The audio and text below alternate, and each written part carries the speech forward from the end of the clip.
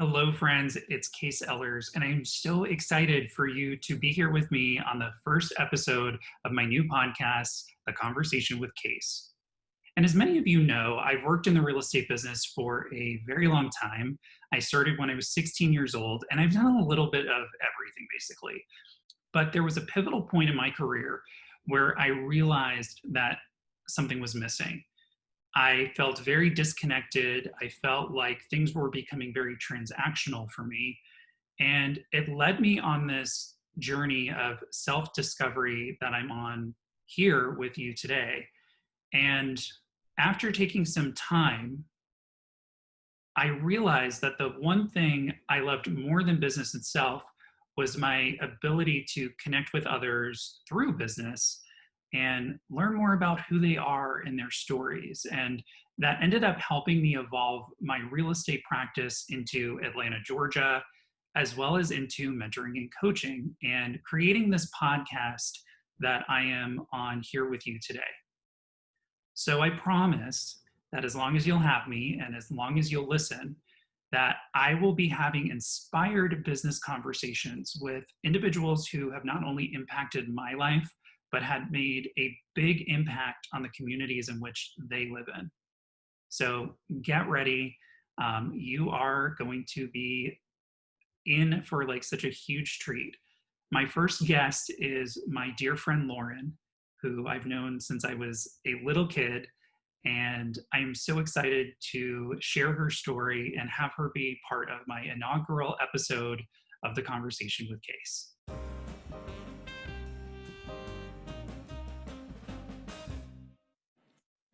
Okay, so today on the inaugural episode of The Conversation with Kase, I am speaking to someone who is probably the best person to be on the first episode of my podcast, and that is my dear friend, childhood dear friend, Lauren Joosten.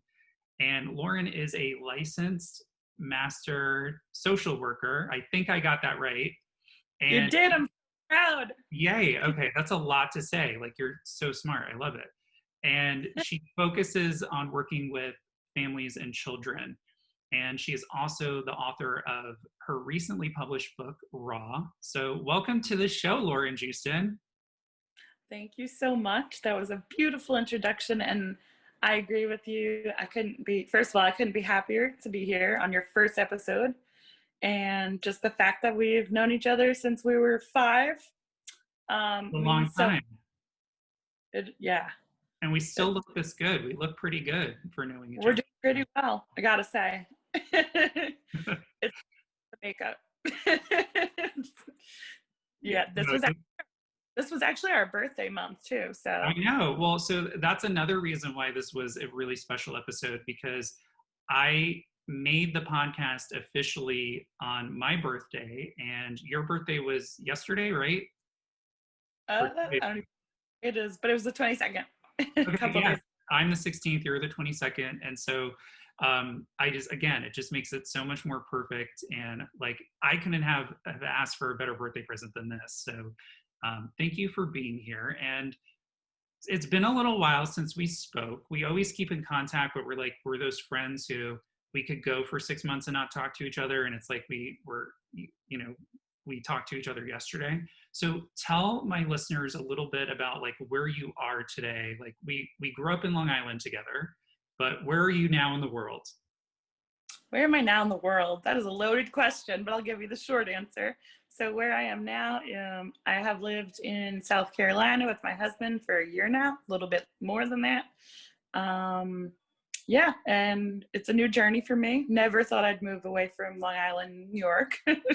But I kind of, no offense, but I kind of I figured you would stay. Like, I just kind of imagined you like staying. I know I wasn't even like, I'm the type that didn't go away to school. I went locally. And then all of a sudden I was like, let me make this big change. I love it though. Like, I mean, same thing for me. I mean, I moved away from New York when I was 12 or 11, I don't remember. And I lived in Orlando for 15 years, and now I'm in Atlanta. I mean, I go back and forth, but I spend a lot more time in Atlanta now. So it's just it's really crazy. I love how life shifts and changes. But let's get into the rest of our interview. And aside from the fact that you've literally been one of my oldest friends, not like actually old, but like I've known you like probably the second longest to like Brian Lupo. I wanted to bring you on to this episode because you work in a field that's very important. And I think we're going to talk about a lot in upcoming episodes, and that's mental health.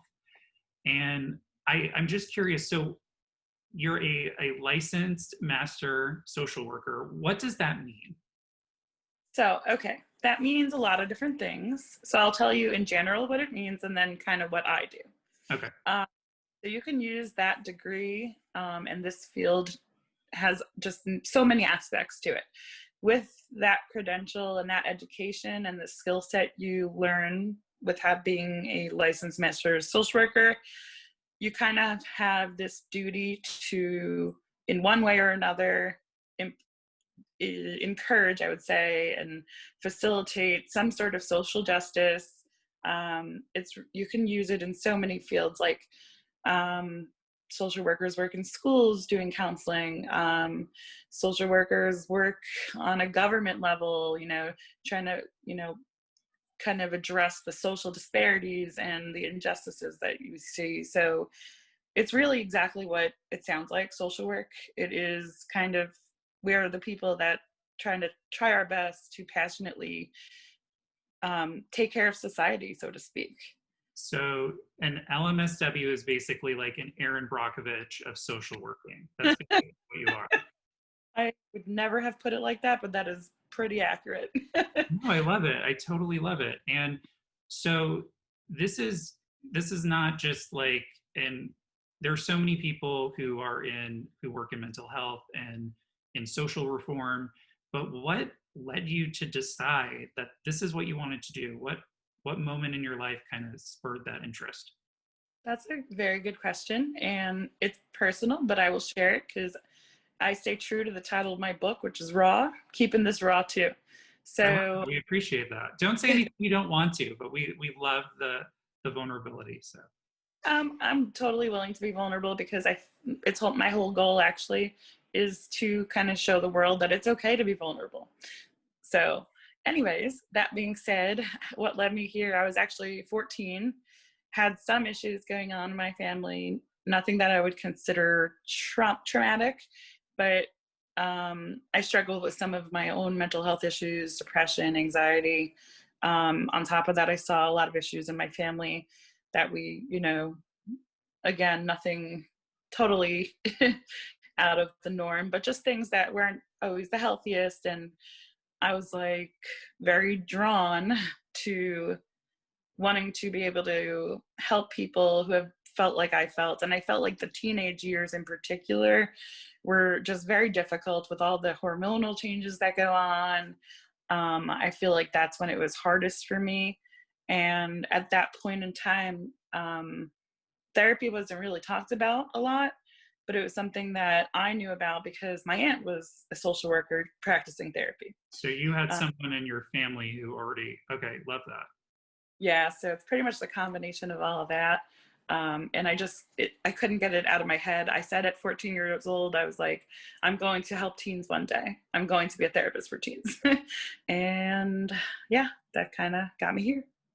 I don't know if you felt this way, but I think every teenager in America and in the world goes through that trying time of their life.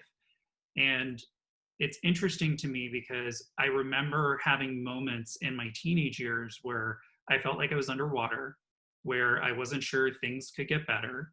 And I started paying for my own therapist when I was a teenager. And it was the best investment I ever made in myself because I felt like I had someone in my corner who really opened me up emotionally to understand that it gets better. Yes, exactly. There's a reason I have hope tattooed on my foot. I would tell you to like move your camera so I could see it, but don't worry about that. We don't need to see my feet. Nobody needs to see that. So let me ask you this. You've been in this field for over a decade, right? And you just went through COVID, like we're all still going through it, right? How do you feel like that has changed when COVID first happened? What was your greatest concern around your profession and your business? So, since I do family therapy right now, my immediate concern, I had to think specifically about families because that's just where my brain went. So, I was like, as soon as quarantine went into effect in my state, um, I immediately said to myself and to my coworkers and my staff that I supervise, this these behaviors are going to escalate. Now these families that already are struggling to get along, and these kids that are struggling with difficult behaviors and expressing emotions and just all these different things, that all the issues that are there were going to escalate. And it was something we all knew was going to happen because you put a family to coop them up in a house um, and longer than they've ever experienced before. Usually there's some break, there's school, there's Right. um, parents go to work, and just all of that changed very abruptly. And so my fear was, how are we gonna now help these people? The whole platform had to change. And just my biggest fear, I have to say, was things are gonna escalate because these people are already struggling. And now, even if you put best friends in a house, there's going to be issues, like if you're there every single day. And on top of that, just helping clients adjust to the uncertainty of the situation, the fear surrounding the situation, and even getting some of them just to understand what was going on. So there was a lot at first. No, I mean that's a great answer. I mean, do you feel telemedicine has been a benefit overall to the mental health care system? That is, I would say 50-50. So there have actually been studies that have shown that it's more effective. And I was like, whoa. I was like, what? In my brain, there's such a disconnect through a computer and a phone. But I've seen it go both ways during the past, I don't even know how long it's been now. Feels like a year. Little less than that, but yeah. So I've seen it go both ways. With the teens I work with, they're more engaged because it's like they're used to social media and FaceTime. And so to them, all of a sudden, most of them started opening up more. um, I mean, I had someone who just closed like 4 traumas in 1 month, and that was like amazing because he felt more comfortable using something that he's familiar with, and he liked the distance. But with the younger kids that I work with, it is a struggle because usually I engage in a lot of play therapy and very hands-on things. They need to be doing something while they're talking, and it's a lot harder, like, to give therapy to a 7-year-old on Zoom when usually we'd be playing Uno or drawing together or whatever it is while we talk and process trauma and difficult emotions. I So can imagine because I already know like the moms and the dads out there who have to homeschool, and I see so many of my real estate clients on social media. Like I praise them because I don't know how they do it, and I can't imagine in your field and in what you do. It's not like you're just going on a play date. Like there's really like serious, intense stuff that you're talking about. yeah, I mean, and we try to make it as comfortable as possible while showing kids that um, it's okay to be uncomfortable, if that makes sense. So it's good to sit with that discomfort from whatever you went through, because the more you sit with it, the more you learn to make it smaller than you. So it's really, Smaller than you, I love that. yeah, I really love the type of therapy I do and the kids I work with and the families. But going back to your question, I really have to say that it is 50-50. I would say that the little ones, it's hard, it's very hard. But with the teens, I've been getting some more progress. And the family aspect has been difficult because it's hard to kind of, normally I can intervene a little bit more because I get very passionate in my sessions and I move around a lot and I use a lot of eye contact and body language, and it's hard through Zoom to do that. So that's been kind of a struggle. But other than that, it's been going better than I thought it would go, honestly. That's great. And on that topic of going virtual, right? In Hmm. my business in real estate, we've had to get used to Zoom, and I've expanded my real estate business not only from Orlando to Atlanta, but I'm doing a lot more consulting via the internet. And it's funny because at one point people would look at me like I had two heads when I'd be, somewhere or Atlanta and I'm like, oh, we could do a Zoom call. And they'd be like, why can't you meet me in person? And now it's been this really great thing for my business personally, because it's just kind of, people realize how much time you could save, and how you could connect a little bit more. So my next question for you is, how has COVID helped your profession? Like, have you seen any positive changes, whether that's in policy or how you structure things? Like, has there been any benefit to us changing our lives up because of this virus?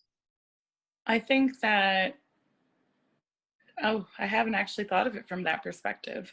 So thinking of that now, how has it made it more positive? I would have to say that I haven't seen too much positive, other than I do feel like that it, for my workplace, I would say for the clinicians, the therapists that I work with, it definitely, in a sense, brought us closer, because we realized how much more we need to connect, even if it's through Zoom right now, because of all the quarantining and the social distancing, and how there's just that lack of support, it feels like.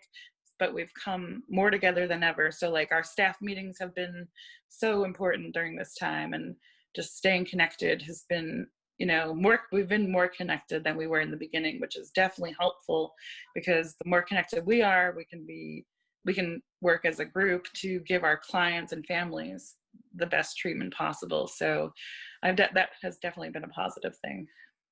And that's really great for me to hear, honestly, because, and this is why I like to have people like yourself and on the conversation, because I feel like for me, there was one thing that was really missing. And as someone who was in New York during 9/11, I was in Orlando when the Pulse shooting happened.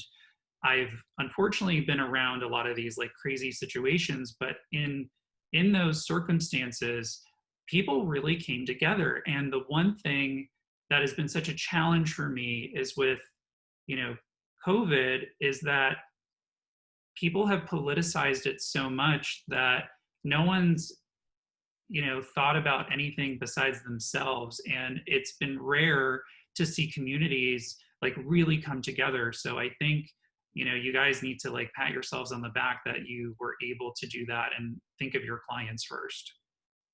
I appreciate that, because we do, everyone I work with is very dedicated and very much care about the families that we work for, and we try to give 110%. The agency I work for, actually, our slogan is "whatever it takes," and I love that. That is that's me. I'll do whatever it takes. Well, and I think the listeners could hear that about you, and that's a good segue into my next question. So, COVID set aside, right? What legacy do you want to leave in your profession, or just in the lives of the individuals that you're working with? If you left the world, what legacy do you want to leave? You're killing me off. No, I'm not yet. Anyway. Okay, after the show. Oh, thank you. I appreciate it. Well, at least the world will know what I want to leave. So, the impact that I would love to leave on the world is, and this goes for my clients and anyone I work with, and just people, friends I come across in general, is to really just normalize, take away the stigma from expressing yourself, take away the stigma from accessing professional mental health resources, and just to really show people that they're not alone. Because the more people talk about what they're feeling and stop answering the typical question of "how are you?" with "I'm good," we're not always good. And I want to so desperately change the culture the best I can, however, whatever it takes, really, honestly, to kind of promote the expression of the tough stuff in layman's terms that is not by any means clinical, but really getting out those yucky feelings, just knowing that it's okay, because the less we feel like we have to have a highlight reel on Facebook, the more we hear other people are struggling too, the more we're likely to feel like, okay, it's not just me. I'm not crazy. I just need to get it out, and maybe I need help, and that's okay. So really just to kind of take away the stigma. That's amazing. And I know there's a quote by Dr. Brene Brown. Can't say her name. Dr. Brene Brown. I'm sure you're familiar with her. And I wrote it down because I'm terrible at remembering things. But she said, staying vulnerable is a risk we have to take if we want to experience connection. And that is not easy to do. No, and it's really not. And, especially as a young male that's part of the LGBTQI plus community, I have to remember all these extra acronyms that they keep adding on. But, growing up, I mean, you were very familiar with the bullying and the harassment and things, I personally dealt with. And, getting to a place now where we're shining the light on, like, vulnerability isn't this scary thing anymore. It's becoming this journey people are taking individually to open up their hearts and to, like, Brene Brown said, have that connection. And thank you for being that light in the world who is going to keep moving forward and making this difference, because I know that there are other people like myself out there who maybe they haven't gone through therapy yet. Maybe they're in situations that they don't feel comfortable expressing. And knowing there's someone out there like yourself, like, willing to help, thank you. I appreciate that. And I really see the need for it. So I'm going to keep pushing and try my best until the day I'm gone. I love it. So the Wall Street Journal recently put out an article saying that at post-quarantine, there have been a lot more people who've been getting into the mental health field. There was actually one gentleman who, he was an actor in Los Angeles and decided he wanted to be a mental health counselor. So, part of what I do in my day-to-day, aside working with my retail, real estate clients, is that I'm a real estate coach. And so I love to kind of share the knowledge I've gained over the years. So what would you say to someone who's in that position where they're starting to realize that they want to be that light in the world like you, and they want to start traveling down this path? And it could be someone who's still in school. It could be someone, maybe it's, your neighbor's mother, who she had already retired and realized that she wants to be a force for good. What would you tell them?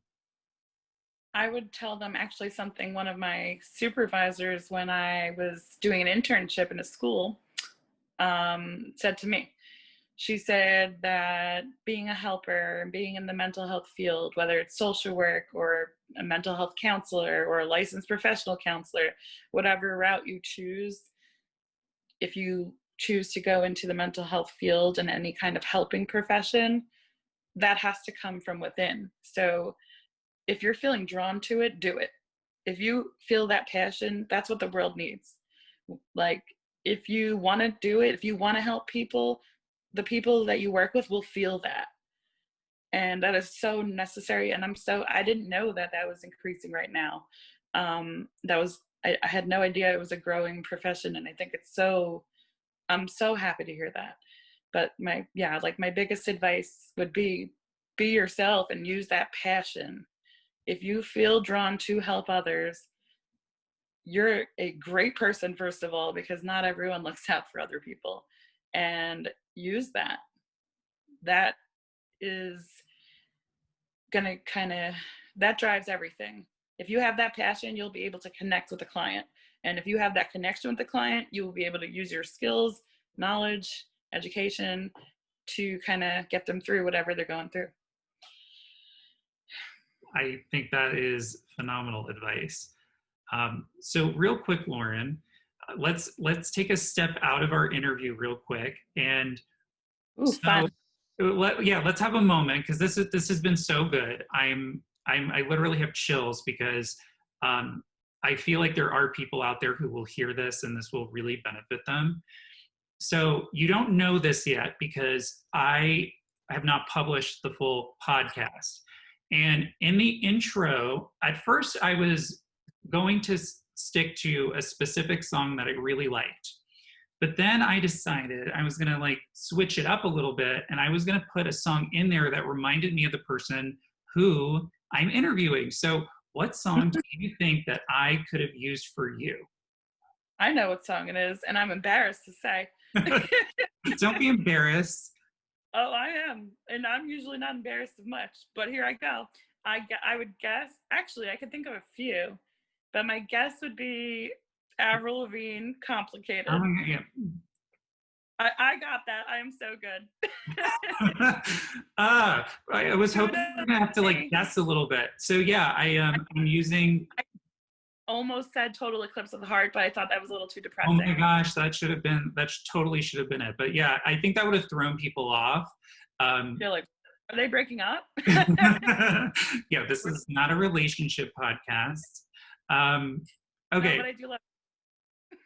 No, I do love you too.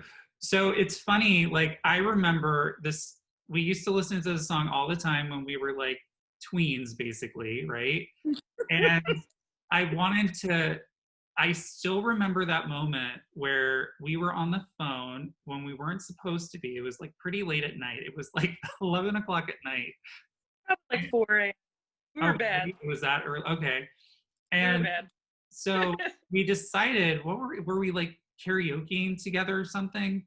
We were listening to that song. Like on repeat. And it was so funny because I thought everyone in my house was sleeping. And so my mom like barges in my room, and I throw the cordless phone, like underneath the covers and just acted like nothing was going on. And then she kind of like had this moment where she was like wondering if maybe she didn't hear noises coming from the bedroom. And then all of a sudden I hear you screaming at the top of your lungs the song. And my mom got so mad. Like I forget, did she get on the phone with you and tell you to go to bed, or did she like I remember she was so angry, but it was so funny. I remember her being mad. And I remember being like, I'm so into this song, I don't care. I just hear, I can't even remember all the lyrics now, but why do you have to go be so complicated? I don't even know. I can't even sing. But I just remember you belting it, and then my mom just giving me this look. But I just thought that was like a fun little moment segue that we would share with everybody. Yeah. To be young again. Let's move on to I have a few more questions, and there's something I really, really want to talk about. Speaking of creativity is, during the quarantine, you had like two groups of people. You had the people who were like uber productive, and they were like losing 50 pounds, and they were like remodeling their houses, like cleaning. And then you had like the other 50% of the people, like myself, who, we basically sat in our house. We didn't know what to do. We got really fat. And then we felt really bad about ourselves because we didn't know what to do because we were depressed. And so you recently published a book called Raw. And Raw is a collection of poems that expresses your own vulnerability. And it's kind of encouraging readers to be okay with not being okay. And the pieces in the book, as I'm reading this off of the back of your cover, the pieces in this book portray the spectrum of emotions that we experience as humans: joy, loss, love, heartbreak, pain, sorrow, loneliness. Wow. So was this a creative project you took on during quarantine, or is this something, obviously you have a passion for helping others, but Was this a quarantine thing, or was this something you've been working on for a while? So it's actually was something that they're a collection from over the years. I had been thinking about it for a while. Quarantine definitely, I would say the spike in seeing people struggling motivated me to actually, okay, put this book together. You need to get this out there. I really had the goal of doing it by last year just because I basically had it all done. But what pushed me is, you're right, COVID. So I guess some good things are coming out of all this, because I was like, let's share this with the world at one of the hardest times I've ever seen for society in my life. And I'm sure that people are feeling very alone right now. So hopefully makes people feel a little less alone. I love that. And unfortunately, I haven't really been able to dive into the book because I had just ordered it and it's not here yet. So I'm excited to, Amazon, I did like overnight shipping and everything, but I'm excited to read it when I get it. What advice would you give to our listeners so they could feel more comfortable in their own space? Like if they're going, like I wrote an article for Forbes that was about leadership. And I spoke about how during the quarantine, there were a lot of leaders who just wanted to act like everything was business as usual. And for the workers that are Gen X and millennials and Gen Z, they felt that this was really disingenuous, and it actually created a big disconnect from their leaders and their bosses and managers. And I ended up making a very big shift with my real estate career during that time. I know a lot of people who left jobs, started something new, and a lot of it, when I dug really deep into that, it had to do with me being uncomfortable during what was going on in quarantine and when COVID started, and me self-analyzing and really understanding why I needed to make changes. So if you were talking to one of the listeners, what advice would you give them to start feeling more okay with whatever they're going through? I would have to say, based on a self-esteem book that I was reading recently, because I am always a work in progress, we all are. Number one, it's okay to be a work in progress. That's human. Number two, like I said, from the book I was reading, if I knew the name, I would totally tell you guys right now. But they talk about how, we as a society tend to base our self-worth and our feelings of self-esteem on our productivity. Right. And now is not the time that, like, not everybody's able to produce something right now. And it talks all about that we are all kind of just innately worthy just by being human. And I think that we should start to look more at our personality traits and the positives in ourselves, rather than kind of judging ourselves by, am I doing enough? Am I going fast enough? Am I accomplished enough? I think that would take a lot of pressure off a lot of people, and just really using this time to know that it's okay to slow down. It's okay to focus on your family. In fact, it's necessary. And more importantly, it's okay to focus on yourself. It's not self. That's huge. Yeah. So. Yeah, that's really huge, because I know when I expanded my business into Atlanta, I really was shifting. I went from being, the everyday like retail real estate agent, I'll call myself, to now I was expanding into a much larger leadership role. And sometimes when you expand into roles like that, you're not getting, the same accolades you're used to getting when you're just a salesperson, right? And that was a little hard for me, because I realized how much of my identity I was wrapping up in my productivity and what I was used to doing. And I wouldn't say like I had a spiritual awakening around this, but I definitely had a moment in quarantine when I was like, I need to change this. And I need to show myself more compassion. I need to, again, be okay with not being okay. There's a song, actually, I think it's Mabel, if I'm saying her name right.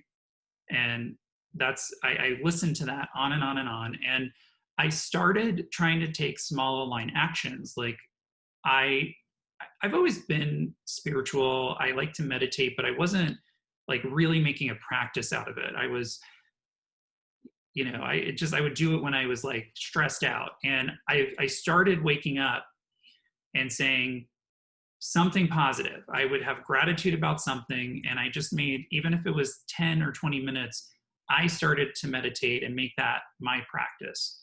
So like, what is your routine, right now? How do you show compassion for yourself? Because I'm sure it's not easy when you're having to show up for all these other people all the time. Like, what do you do for Lauren? So that's something that I am totally working on. And I recently actually just started getting into meditation more because just like you were saying, I was only using it when I was stressed. And, I would do guided meditations because I'm not too great with just sitting still with my own thoughts. Let's But see. yeah, it's really hard. But guided meditations, as you know, are more effective the more you practice it and the more you get yourself in it. So I was kind of using it like in the moment when I was stressed, and that wasn't effective. It was like 10% effective. But I do now do about 10 minutes a day, most days, not every day. But it's really about being intentional. You have to choose to show yourself love that you give to everyone else. Because if you don't, you're not going to find inner peace. Hey, I'm not going to interrupt. I'm interrupting you, but say that part again about love for yourself. What did I say? Oh, I'm so sorry. I didn't mean to My like, it was so perfect. It was amazing. Like you were saying that um, have the same love for yourself that you have for other people. Yeah, I mean, because it's so, a lot of times in sessions, for example, I will have a client talk as if they're to themselves, as if they would talk to their best friend or anyone they love.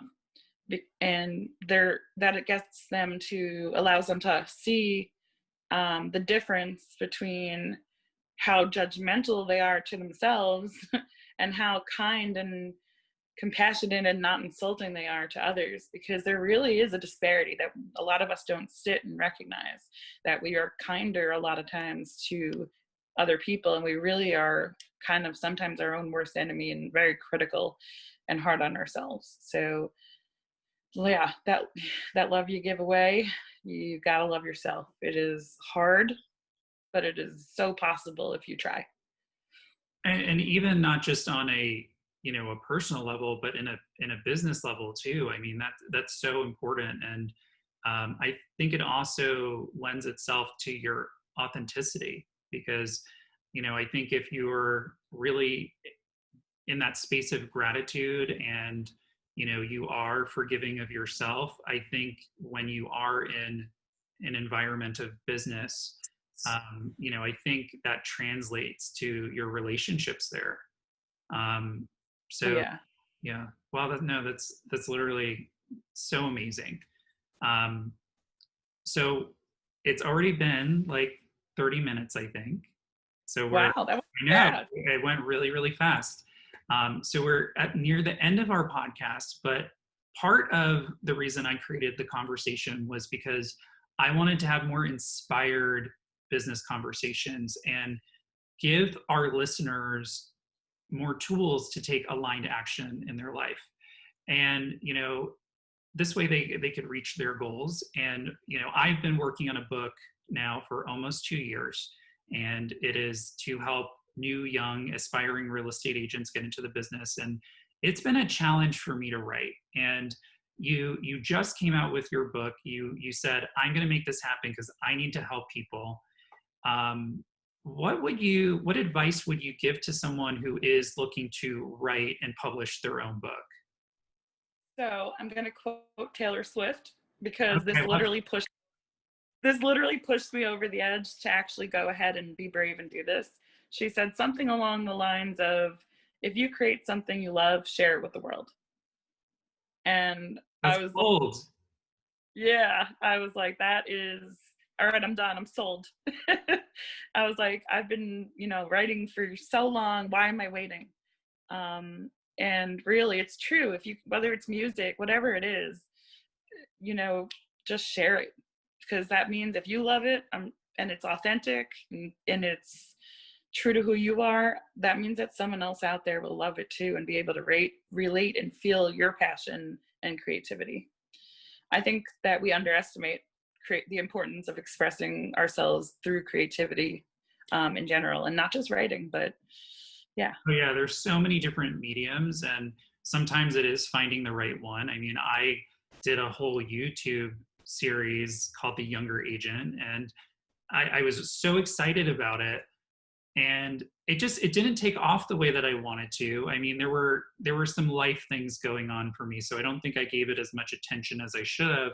But I think people get so wrapped up in coming up with this brilliant concept, and how, like, it gaining popularity and traction, because we're in that age of influencers, and people feel like, and for you to be relevant, you have to have thousands and millions of followers, when in all reality, if you can make a piece, whatever that is, a book, a podcast, movie, whatever, and you could help one person, that's all that matters.